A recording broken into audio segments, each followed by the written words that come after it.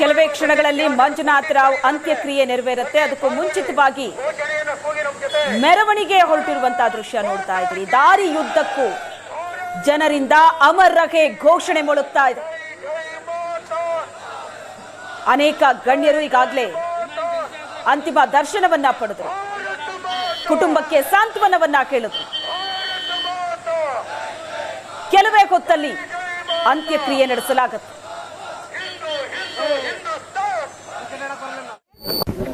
ಅಲ್ಲಿ ಇದು firing sound ಕೇಳಿಸ್ತು. ಸೊ ನಾವು ಫೈರಿಂಗ್ ಸೌಂಡ್ ಅಂತಂದ್ರೆ ಏನೋ ಪಟಾಕಿ ಹೊಡಿತಿದ್ದಾರೆ ಅಂತ ಅನ್ಕೊಂಡ್ವಿ. ಎಲ್ಲರೂ ಇಗ್ನೋರ್ ಮಾಡಿದ್ವಿ. ನೆಕ್ಸ್ಟ್ ಒಂದು 2 ಮಿನಿಟ್ಸ್ ಬಿಟ್ಟು ಮತ್ತೆ ಫೈರಿಂಗ್ ಸೌಂಡ್ ಕೇಳಿಸ್ತು. ನಾವು ಅವಾಗ್ಲೂ ಯಾವುದೋ ಪ್ರಾಣಿಗಳಿಗೆ ಓಡಿಸೋಕ್ಕೆ ಅಥವಾ ಆರ್ಮಿಯರೇನೋ ಟ್ರೈನಿಂಗ್ ಮಾಡ್ತಿದ್ದಾರೆ ಅಂತ ಅನ್ಕೊಂಡ್ವಿ. ಬಟ್ ಆಮೇಲೆ ಥರ್ಡ್ ಟೈಮ್ ಯಾವಾಗ ಎಲ್ಲ ನೋಡ್ತೀವಿ ಎಲ್ಲ ಓಡ್ತಾ ಇದ್ದಾರೆ, ಆ ಟೈಮಲ್ಲಿ ಏನಾಯ್ತು, ನಮ್ಮನೆಯವರು ನನ್ನ ಮಗನಿಗೆ ಫುಡ್ ಅಂದ್ರೆ ಏನೋ ಸ್ನಾಕ್ಸ್ ತಗೊಳ್ಳೋಣ ಅಂತೇಳಿ ಆರ್ಡರ್ ಕೊಡೋಕೆ ಅಂತ ಅಲ್ಲಿ ಆ ಟೆಂಟ್ ಹತ್ರ ಹೋಗ್ತಾ ಇದ್ರು. ನಾನು ಮಗನಿಗೆ ಕರ್ಕೊಂಬರೋಣ ಅಂತ ಈ ಕಡೆ ಬರ್ತಾ ಇದ್ದೆ. ಅಷ್ಟೊತ್ತಿಗೆ ಜೋರಾಗಿ ಫೈರಿಂಗ್ ಸ್ಟಾರ್ಟ್ ಆಯ್ತು. ನಾನು ನೋಡಿದ್ದು ಇಬ್ರನ್ನ. ನಾನು ಹಿಂಗೆ ತಿರುಗಿ ನೋಡೋದ್ರೊಳಗೆ ನಮ್ಮನೆಯವ್ರಿಗೆ ಡೈರೆಕ್ಟ್ ನೆಕ್ಕಿಗೆನೆ 1 shot. It was no more.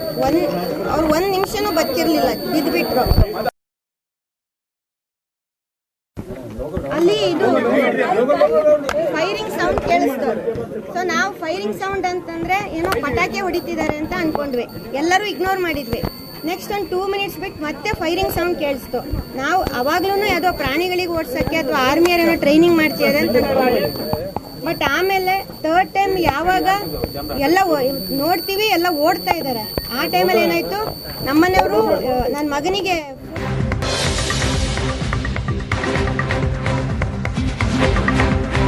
ಕೆಲವೇ ಕ್ಷಣಗಳಲ್ಲಿ ಭರತ್ ಭೂಷಣ್ ಅಂತ್ಯಕ್ರಿಯೆ.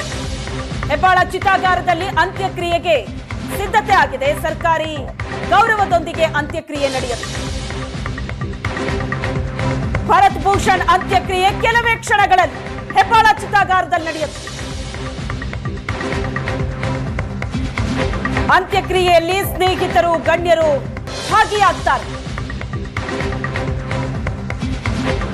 ಹೆಬ್ಬಾಳದ ಚಿತಾಗಾರದಲ್ಲಿ ಅಂತ್ಯಕ್ರಿಯೆಗೆ ಸಿದ್ಧತೆ ಆಗಿದೆ. ದೃಶ್ಯದಲ್ಲಿ ನೋಡ್ತಾ ಇದ್ದಾರೆ. ಮಂಜುನಾಥ್ ರಾವ್ ಅಂತ್ಯಕ್ರಿಯೆ ಕೂಡ ಕೆಲವೇ ಕ್ಷಣಗಳಲ್ಲಿ ನೆರವೇರುತ್ತೆ ಶಿವಮೊಗ್ಗದಲ್ಲಿ. ಈಗ ಮೆರವಣಿಗೆ ಮೂಲಕ ಪಾರ್ಥಿವವನ್ನ ಚಿತಾಗಾರಕ್ಕೆ ತೆಗೆದುಕೊಂಡು ಹೋಗಲಾಗ್ತಾ ಇದೆ. ಮತ್ತೊಂದು ಕಡೆ ಬೆಂಗಳೂರಿನ ಭರತ್ ಭೂಷಣ್ ಅಂತ್ಯಕ್ರಿಯೆ ಹೆಬ್ಬಾಳ ಚಿತಾಗಾರದಲ್ಲಿ ನಡೆಯಲಿದೆ.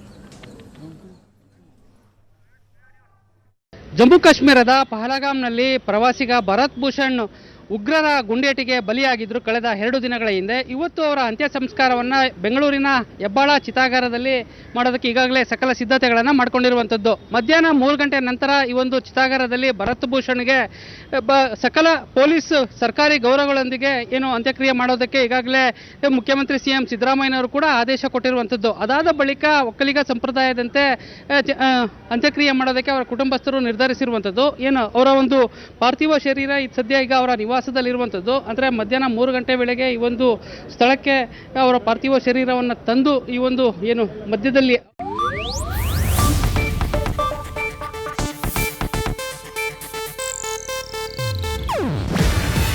ಇದು ಏಷ್ಯಾನೆಟ್ ನ್ಯೂಸ್ ನೆಟ್ವರ್ಕ್ ಪ್ರಸ್ತುತಿ. ನೀವು ನೋಡ್ತಿದ್ದೀರಾ ಏಷ್ಯಾನೆಟ್ ಸುವರ್ಣ ನ್ಯೂಸ್.